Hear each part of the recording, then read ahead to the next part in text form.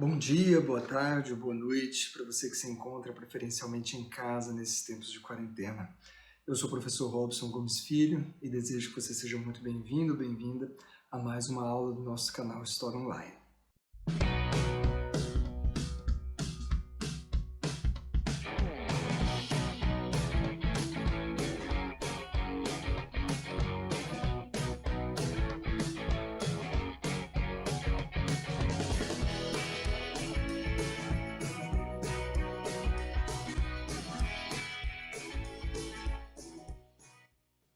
Muito bem, pessoal, essa é mais uma aula de História Medieval 2. Nós vamos dar continuidade à aula sobre a Igreja Católica Medieval. Dentro desse contexto, dessa importante discussão que a gente está fazendo sobre a Igreja Católica Medieval, nós vamos para o último ponto, sobre as chamadas ordens mendicantes. Portanto, uma última grande reforma, importante reforma que a Igreja Católica sofreu dentro do clero regular a partir de inovações importantes, cuja principal e a primeira é de Francisco de Assis, ok? Vamos entender esse contexto então. Olha só. Das chamadas ordens mendicantes, então, duas vão ter a nossa atenção. A primeira delas são os franciscanos e a segunda, os dominicanos. E aí agora a gente vai precisar entender o porquê que essas chamadas ordens mendicantes têm essa importância tão primordial nesse contexto que a gente tem discutido até aqui. Vamos começar com franciscanos. São Francisco de Assis, cujo nascimento pode ser atribuído em 1181 ou 1182, mas morto seguramente no ano de 1226.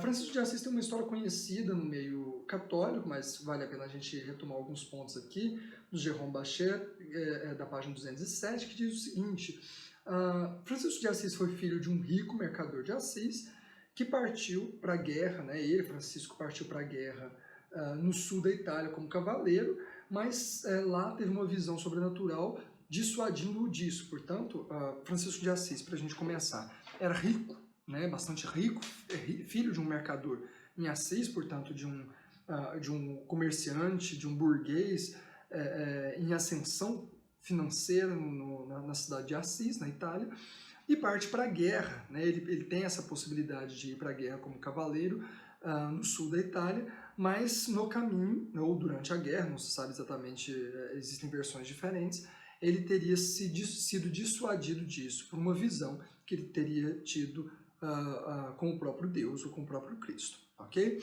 Ele volta para sua terra em Assis e, quando regressa, tem uma visão na igreja em ruínas de São Damião, onde a cruz fala com ele e diz que ele deveria reconstruir a minha igreja. Mas Francisco entende igreja com I minúsculo, não com maiúsculo. É importante a gente perceber, Francisco não sabia, mas é importante a gente perceber que a igreja com I maiúsculo é a instituição e igreja com I minúsculo é o templo. Então ele teria ido a uma ruína, uma igreja em ruínas, em Assis, uma igreja de São Damião, teria olhado para esse crucifixo, está aqui o crucifixo de São Damião, tá?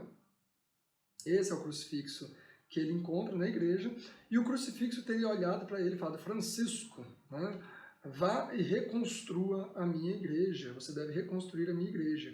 E ele vira pedreiro e começa a reformar a igreja de São Damião. Até Cristo olhar e fala assim: não!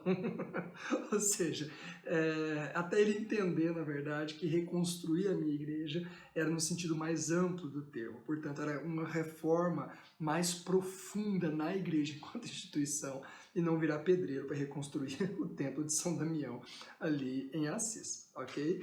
Então, ainda na página 207, Francisco, pouco a pouco, toma consciência do seu chamado e renuncia à herança paterna em um ato definitivo de conversão. Ele se desnuda para restituir a seu pai os tecidos com os quais ele faz comércio e põe-se nu sob a proteção do bispo. Em vez da comodidade material que seu nascimento devia lhe proporcionar, ele abraça a exigência de uma pobreza radical e escolhe seguir nu, o Cristo nu. Então, aí é uma cena clássica, e eu recomendo 2 filmes que são antagônicos, mas que representam de maneira interessante, que dá para fazer uma análise legal sobre a vida de Francisco de Assis e esse momento, principalmente essa cena da conversão ou da renúncia de Francisco de Assis. Um filme bastante poético, lindo, que tem toda aquela coisa romântica sobre Francisco de Assis, é o filme Irmão Sol e Irmã Lua, né? Tem a cena dele ele se despindo, então ele rompe com o pai, né? Essa é o fato da vida de Francisco de Assis que é narrado nos filmes. Ele rompe com o pai e o pai diz que você está vestindo as minhas roupas, etc. Enquanto você viver sob meu teto, vestir as minhas roupas, eu pago, blá blá blá blá, aquela coisa que a gente conhece. Ele tira a roupa, fica nu diante de toda a sociedade, entrega as roupas para o pai e fala: olha, eu renuncio à sua herança, né? Eu não quero nenhum bem material. E aí no Irmão Sol e Irmã Lua, né, faz uma cena toda disso. E tem um outro filme que aí sim, agora falando sério, eu acho um filme sensacional.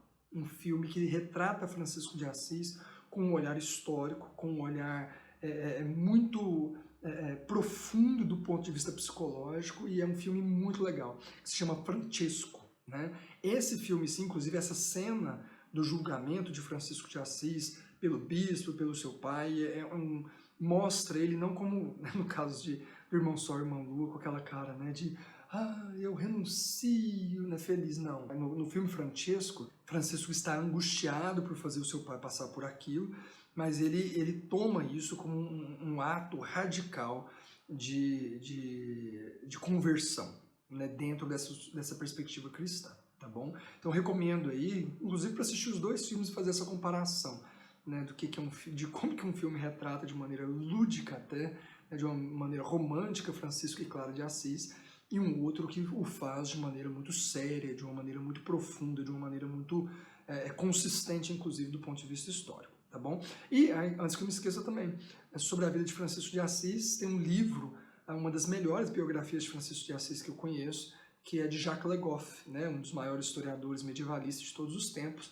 O livro São Francisco de Assis. Fantástico também para quem quer aprofundar um pouquinho na história dele. Ok? Mas vamos lá, vamos continuar para entender o que aconteceu com Francisco de Assis depois desse ato, né, de ficar nu e literalmente passar a viver com os pobres, né? Então ele faz isso, ele fica nu, começa a vestir saco, né, começa a vestir trapos e vai viver com os pobres, né? Ele quer ser pobre como Cristo era pobre, ele quer ser nu, seguir o Cristo nu, estando ele nu, no sentido de não ter nada, nenhum bem material, nada, zero, a não ser esses trapos que ele vestia com uma corda amarrada na cintura. Era isso a roupa de Francisco de Assis. É uma história bonita, né? Mesmo para quem não é cristão, não é à toa que Francisco de Assis é o santo mais popular da Igreja Católica. Vamos lá. Dando sequência, na página 208, sua mensagem, que começa então a pregar pela palavra e sobretudo pelo exemplo, surpreende por sua simplicidade. Viver com o Evangelho por única regra, fazer penitência. Francisco a põe em prática através de uma devoção que associa o imediatismo a uma certa alegria, manifestação de uma comunhão com Deus que, entretanto, só poderia ser atingida pelo rude caminho da penitência. Essas características fizeram frequentemente comparar Francisco e seus companheiros, aos quais ele recomenda ter o semblante sorridente, ao jogral, que é praticamente um artista de rua, um saltimbanco, né? Ofício por muito tempo condenado pela Igreja. Ela se exprime também pelo famoso cântico Irmão Sol, que Francisco faz o elogio da natureza e do prazer que ela proporciona ao homem. Aí está uma das tensões constitutivas do personagem, a conjunção da penitência e do júbilo, ou, mais precisamente, a escolha de uma penitência extrema que não leva à fuga do mundo, mas ao amor a ele. Pum! Olha só que loucura que é a transformação que Francisco de Assis faz na igreja é radical. E a gente vai entender como que isso não é uma novidade, tá? Isso a gente é importante a gente deixar isso claro do ponto de vista histórico, como isso não é uma novidade. Mas como a igreja resolveu acolher Francisco de Assis, nós vamos falar daqui a pouquinho desse contexto, aqui é uma transformação radical, tá? Que transformação é essa? Olha só. Então Francisco de Assis, ele inicialmente não quer fundar uma ordem, não quer fundar uma congregação, não quer fundar uma comunidade, ele não quer nada. Ele quer ser pobre para viver como Cristo. Ele quer viver o evangelho, ele quer viver de fato o evangelho cristão a partir da pobreza, da vivência da pobreza, tá? Junto com os pobres, vivendo daquilo que a natureza oferecer, etc, etc. Bom, ok. Então a primeira coisa que ele faz é isso, é uma autoflagelação do ponto de vista social e do ponto de vista religioso também. Ele faz uma penitência constante. ser pobre, comer pouco, comer aquilo que a natureza dá, viver daquilo que a natureza dá. Portanto, é uma constante penitência. Só que ele não faz isso com aquela face da penitência que até hoje o cristianismo muitas vezes mostra, que é a face do sofrimento, da penitência difícil, da dor. Não, Francisco de Assis vivia em penitência constante, portanto, sem comida, sem roupa, sem nada, com júbilo. Né? Então essa é a grande manifestação, é a grande radicalidade de Francisco. Ele vive na penitência constante com júbilo. Né? E ele dizia aos seus seguidores, porque aí, a partir do momento que ele faz isso, muitas pessoas começam a seguir ele, começam a fazer como ele, até criar uma comunidade em torno dele, e todos os seus seguidores, a todos os seus seguidores, ele recomendava que tivesse um sorriso no rosto. Ou seja, é a penitência vivida com alegria. E isso é muito expressivo, como que ele, no cântico, por exemplo, do Irmão Sol, né? Ou seja, é um júbilo pela natureza, o aproveitar a natureza que Deus deu, etc. Ele chama o sol de irmão, os animais de irmão, né? À toa que ele é considerado ainda pela Igreja Católica como protetor e patrono dos animais, né? Esse carinho com os animais, com a natureza, etc. É um rompimento importante do ponto de vista teológico, porque ele passa a viver como se fosse um eremita, portanto, como se fosse parte do clero regular, mas não recusando o mundo, mas amando o mundo, não gozando dele do ponto de vista dos bens materiais, da vida, dos prazeres, etc., mas tendo como prazer a simplicidade do que o mundo oferece. É uma coisa, para a época principalmente, talvez até para os dias de hoje, extraordinária. Tá? Então isso é de fato extraordinário. Mais uma vez, não foi o primeiro a fazer isso, nós vamos falar depois de Pedro Valdo e outras heresias, mas foi de fato uma revolução dentro da Igreja Católica. Tá bom? Daí a sua importância, a ponto da gente estar falando dele aqui nessa aula de hoje. Tá? Vamos lá. Dando sequência, o que acontece então? Francisco de Assis passa a ser enquadrado pela Igreja. O que acontece? Vamos entender esse contexto aqui. Como eu disse agora há pouco, Francisco de Assis não foi o primeiro a fazer isso. Anos antes, algumas décadas antes, em Lyon, na França, nós vamos falar disso depois numa aula específica sobre as heresias, um cara chamado Pedro Valdo fez a mesma coisa. Só que ele próprio era um mercador e renunciou a todos os seus bens, toda a riqueza, etc., para viver como pobre e fundou uma comunidade de pessoas que o seguiam. Muito semelhante à renúncia feita por Francisco de Assis. Essa comunidade começou a ser chamada de Pobres de Lyon. E eles começaram, os Pobres de Lyon, seguidos por Pedro Valdo, também chamado de valdenses, liderados por Pedro Valdo, por isso também chamados de valdenses, começaram a questionar a riqueza da igreja. Por que uma igreja de um Cristo pobre seria tão rica? Qual a necessidade de templos de pedra? Qual a necessidade de tantas riquezas? Qual a necessidade de sacramentos? Enfim, começou a questionar a estrutura, o poder e a riqueza da Igreja Católica, inclusive manifestando e se colocando a favor da pregação de mulheres, da equidade entre mulheres e homens, uma coisa revolucionária para a época. Resultado, a Igreja decretou e condenou como heresia os Pobres de Lyon, os valdenses. Só que os valdenses, como a gente vai ver na próxima aula, foi uma heresia que arrastou muitos seguidores. Né? Então, algumas décadas depois, a Igreja Católica vai ver essa mesma manifestação de Pedro Valdo acontecendo em Francisco de Assis. Né? Então, em Assis, na Itália, estava em Lyon, na França, agora em Assis, na Itália, Francisco de Assis faz a mesma coisa. O que a Igreja Católica faz com Francisco de Assis e vendo em Francisco de Assis uma radicalidade pessoal, mas não uma exigência para a Igreja? Essa é uma distinção importante entre Pedro Valdo e Francisco de Assis. Enquanto Pedro Valdo, os Pobres de Lyon, passaram a exigir da igreja a renúncia das riquezas, Francisco de Assis queria só ele, mais ninguém, não queria nenhuma comunidade, não queria fundar uma ordem, nada. Ele queria viver o evangelho por meio da pobreza, por meio da radicalidade do evangelho. Era só isso que ele queria fazer.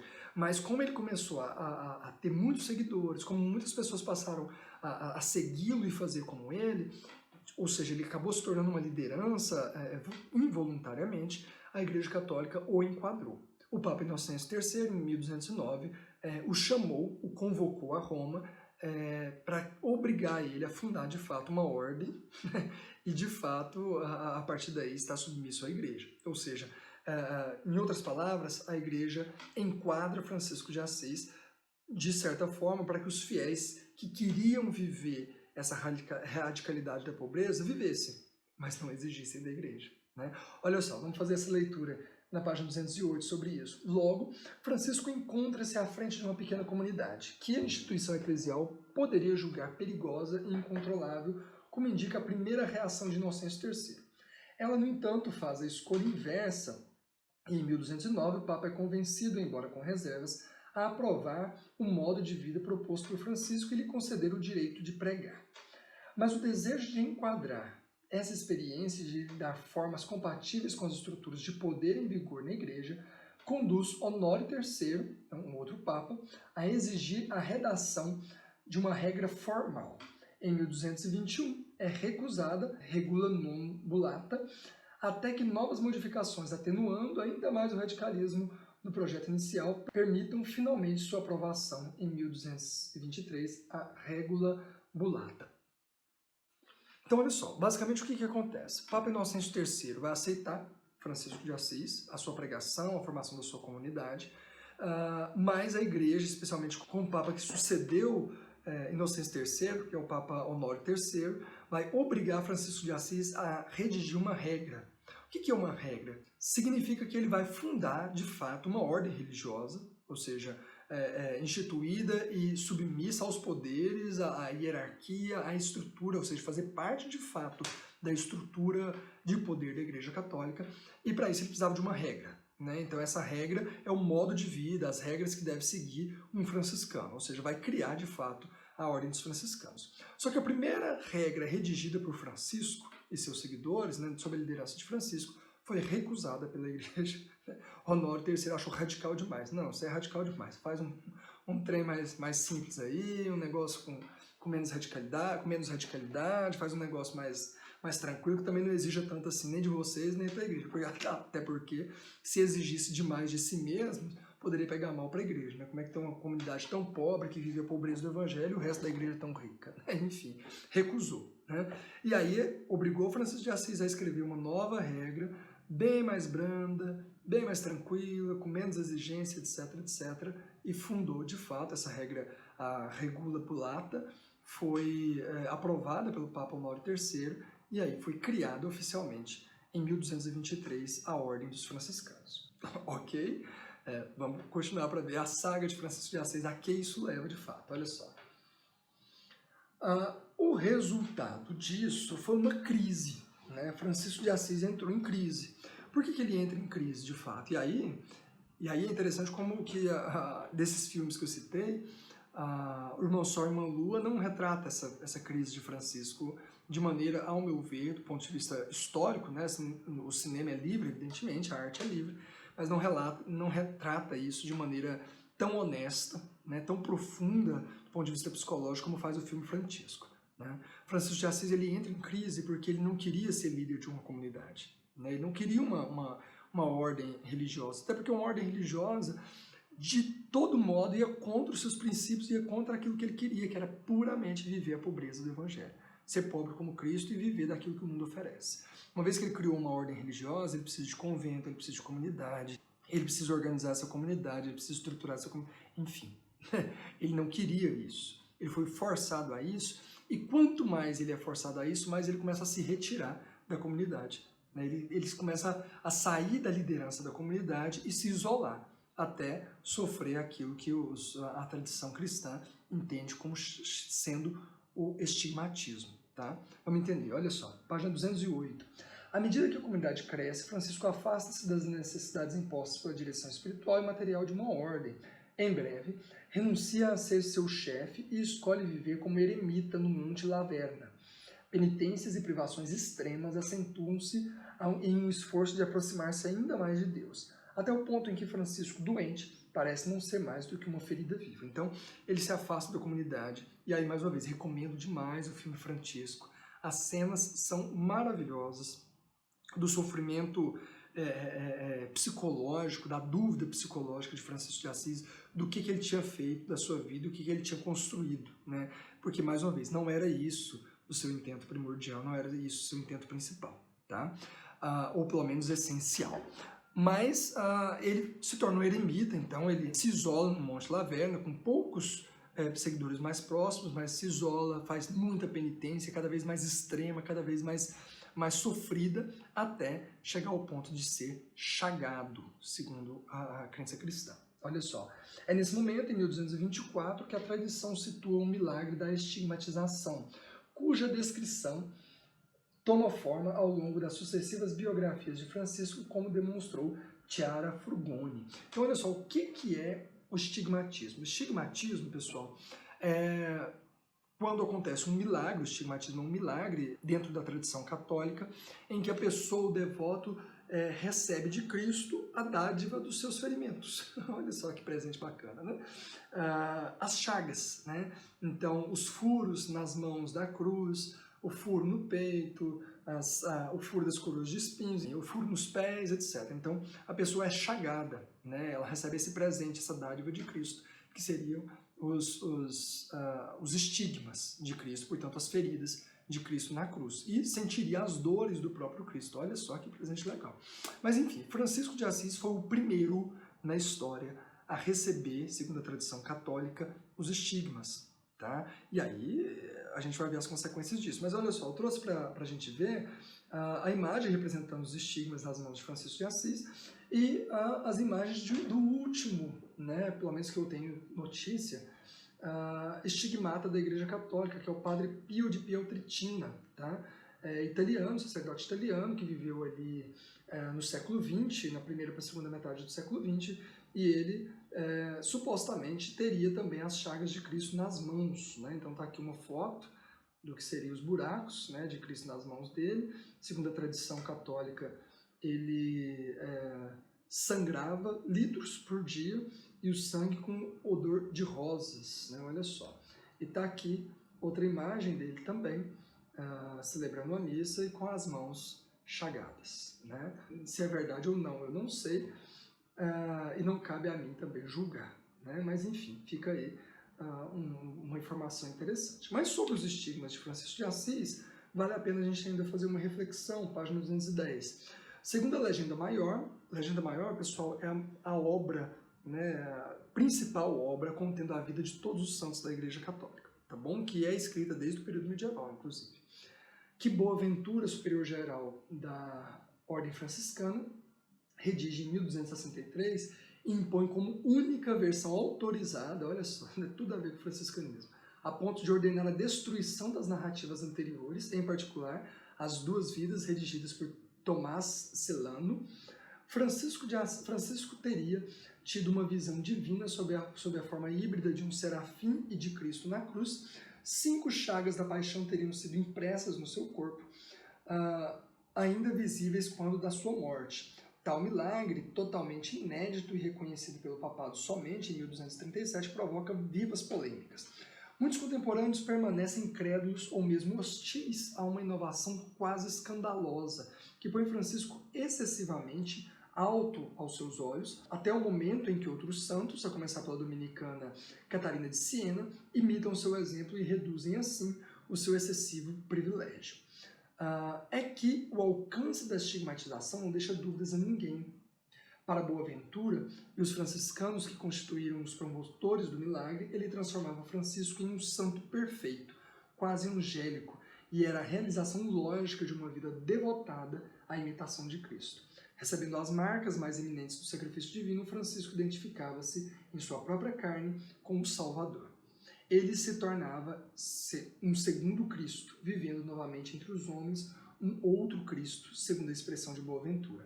Em um prazo particularmente breve, 2 anos depois de sua morte, ocorrida em 1224, Francisco de Assis era canonizado. Portanto, olha só, pessoal, as chagas de Francisco de Assis levou, e aí, claro, só foi descoberto, só foi revelado o corpo chagado de Francisco de Assis depois da sua morte. Ele teria recebido e sofrido ainda por alguns meses, portanto, ele recebeu as chagas e logo morreu em seguida.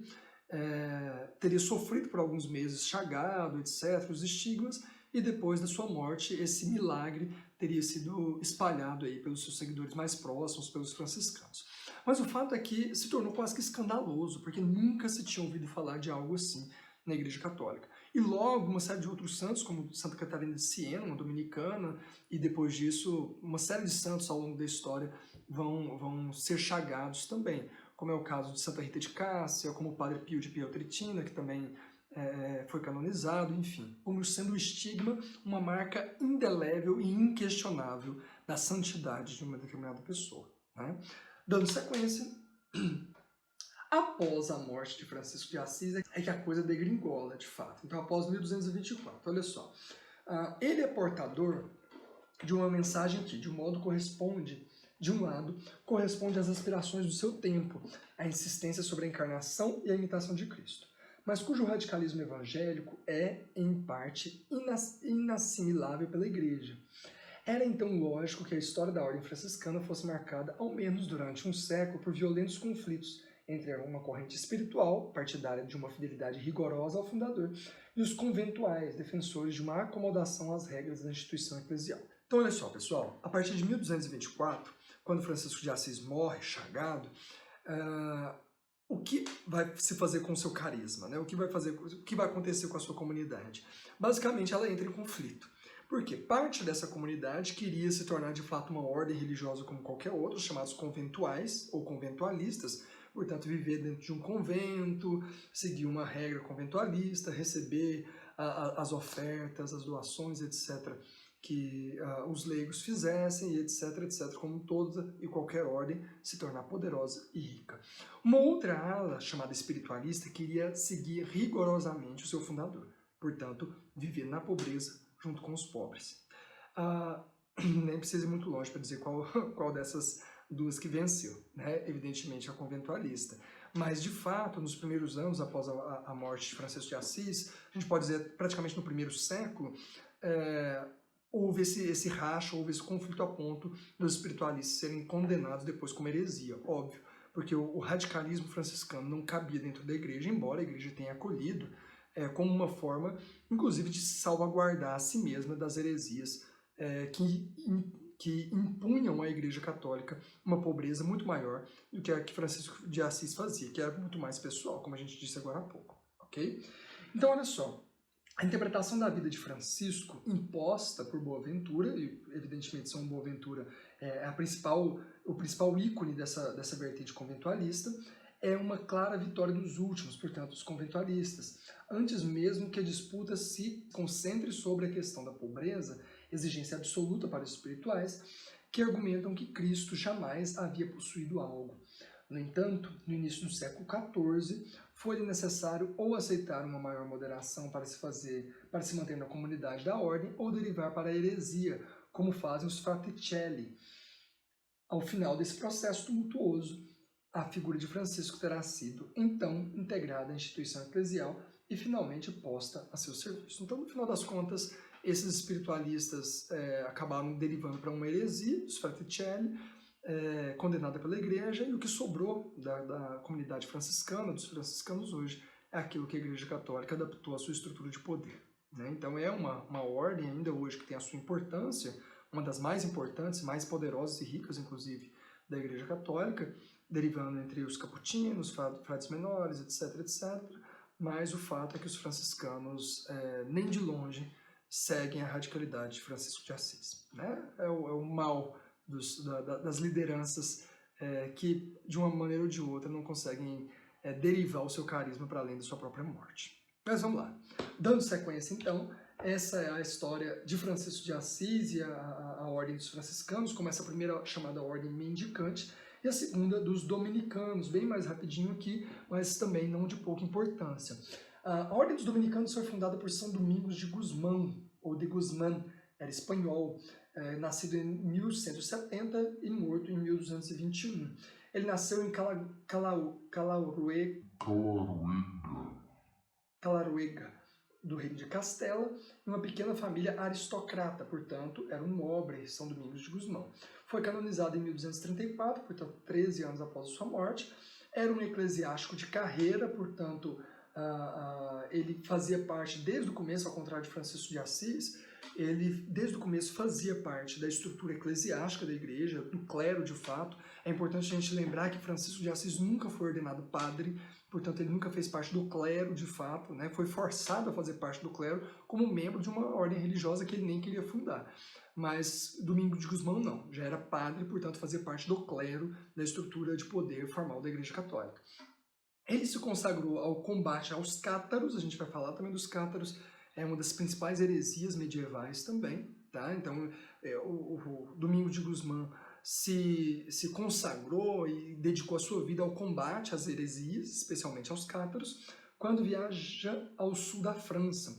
Foi fundador da chamada Ordem dos Pregadores, também chamada de Ordem de São Domingos, ou Dominicanos, em 1216. Em pouco tempo, a ação de pregação anti-herética torna os dominicanos uma das ordens mais poderosas da cristandade, de fato. Os dominicanos, então, ou a Ordem dos Pregadores, fundada por Domingos de Gusmão, sempre esteve dentro da estrutura da igreja e ao seu serviço, né?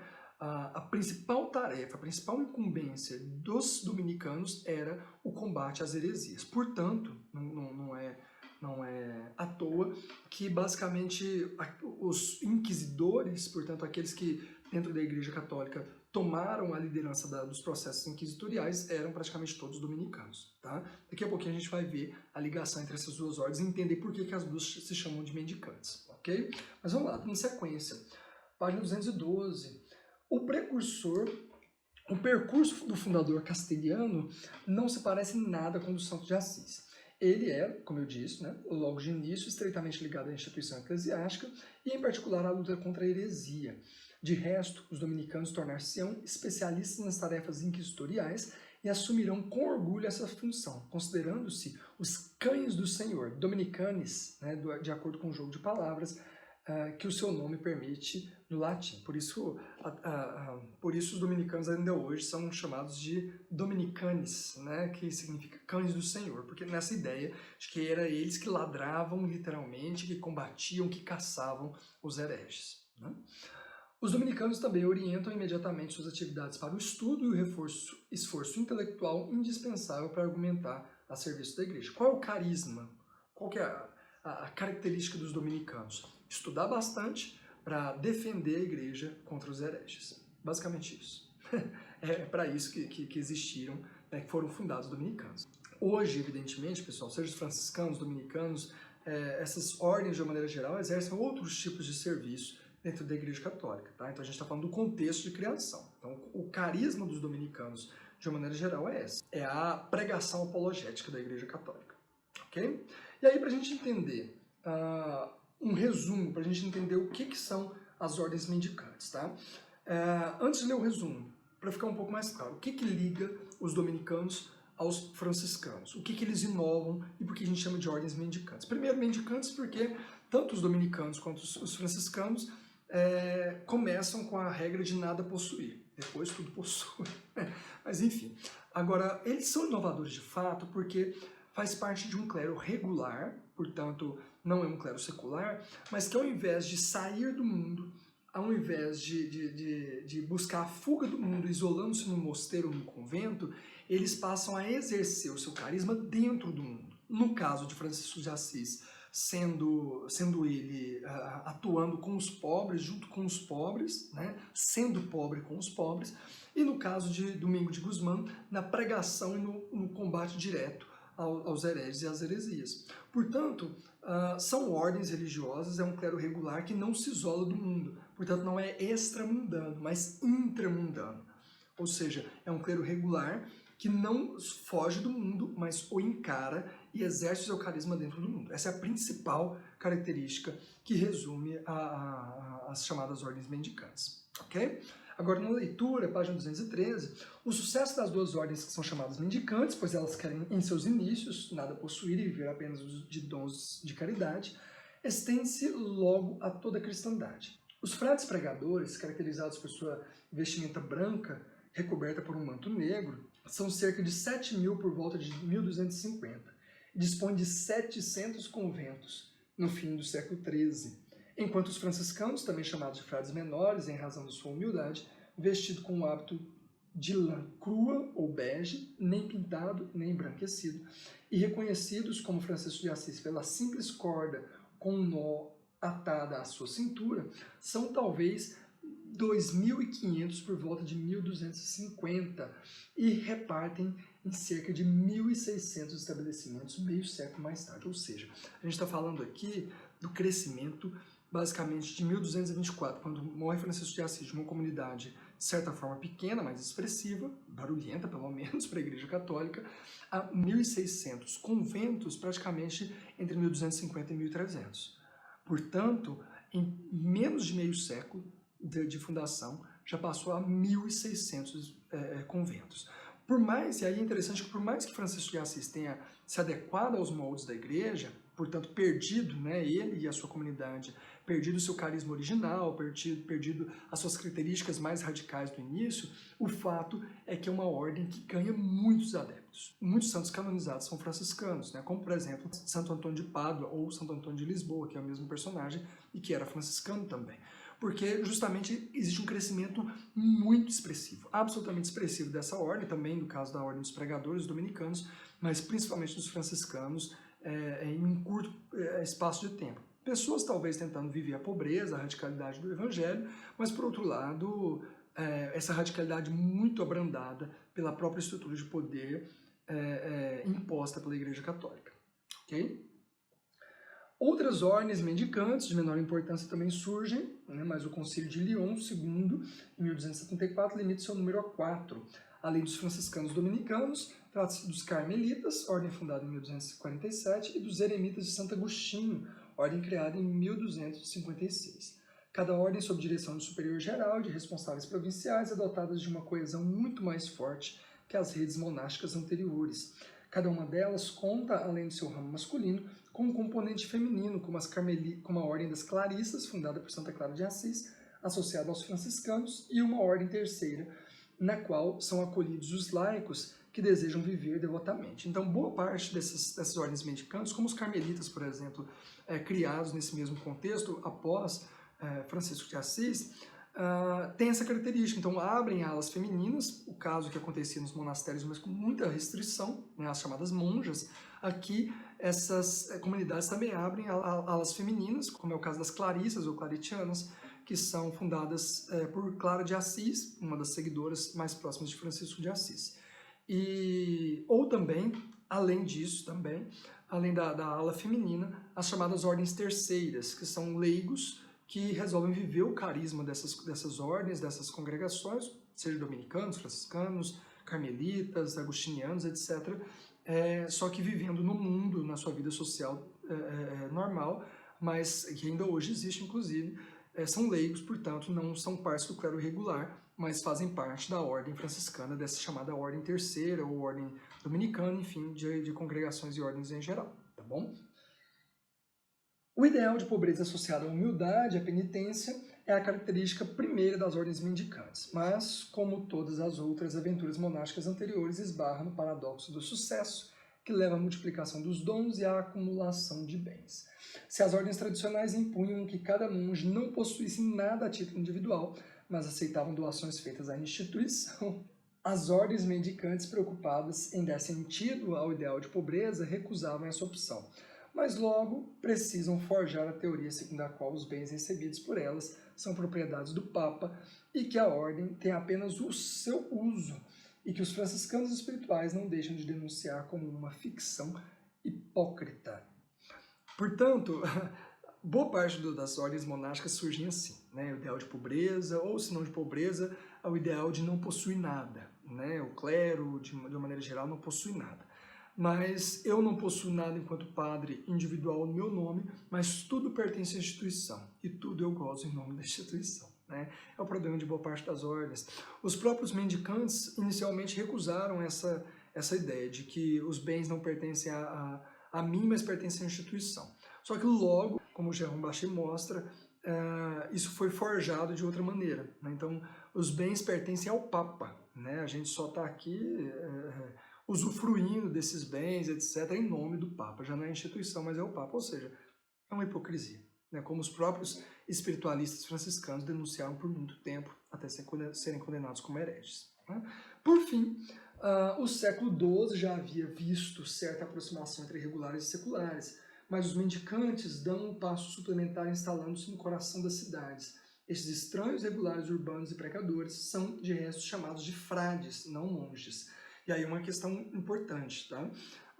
As ordens mendicantes, e boa parte dessas ordens, pelo menos aquelas que não são reclusas no mosteiro, mas que seguem essa característica de ser parte do clero regular, mas atuando no mundo, normalmente não são chamados de monges, né? Como existe monge beneditino, monge agostiniano, etc. E tal. Mas são chamados de frades ou freis, né? E a ala feminina de freiras, daí vem o nome que a gente conhece, é muito mais popularmente das alas femininas, as chamadas freiras, né? Os freis ou frades e as freiras, né? Então, esses fratellis, frades, frei, enfim, né? Que basicamente significa irmão do italiano, ok? As ordens mendicantes aportam, assim, uma contribuição decisiva à igreja do seu tempo, assumindo um enquadramento e uma atividade pastoral adotados aos meios urbanos. Então, por fim, para a gente encerrar, essas ordens mendicantes nascem, elas são frutos desse renascimento comercial, desse renascimento urbano que a gente tem discutido aqui da chamada plena Idade Média. Se você não viu essa aula ainda, tem aqui o link na descrição, é a primeira aula desse segundo bimestre de História Medieval 2, a civilização da plena Idade Média, que a gente fala um pouquinho desse renascimento urbano e comercial. Isso que a gente está discutindo aqui, todos esses acontecimentos são frutos dessa chamada plena Idade Média. E a ascensão criação e ascensão dessas chamadas ordens mendicantes são fruto também direto dessa chamada, do chamado renascimento urbano, ok? É isso, pessoal. Mais uma vez, nós terminamos por aqui. Essa discussão toda que nós fizemos foi absolutamente importante para esse contexto que a gente está discutindo sobre a Igreja Católica Medieval. Aqui a gente discutiu as estruturas, as relações de poder, as reformas internas e as ordens mendicantes como fruto desse contexto todo. E a partir da próxima videoaula a gente começa a discutir as heresias, né? E o combate que essa estrutura de poder que a gente discutiu aqui, fundamental para a gente entender esse contexto, fez a esses movimentos chamados heréticos. Ok? Espero que tenha ficado entendido. Se não ficou, aos meus alunos a gente discute nos grupos de WhatsApp, nas aulas que a gente abre online a partir dessas aulas gravadas. Você que está acompanhando o canal, fique à vontade também para me procurar nas redes sociais, as redes sociais do canal, comentando aqui no vídeo, ou me procurando nas redes sociais, a minha esposa, a gente está sempre aberto a discutir e a comentar com vocês, tá bom? Mais uma vez, peço a você que contribua com o nosso canal, curtindo, compartilhando esse vídeo. É importante para ajudar a gente a divulgar, a pulverizar esse conhecimento acadêmico para além dos muros da academia, ok? Mais uma vez, então, eu espero que você esteja bem, espero que você permaneça bem, você e a sua família, e um grande beijo. Até a próxima aula. Tchau, tchau.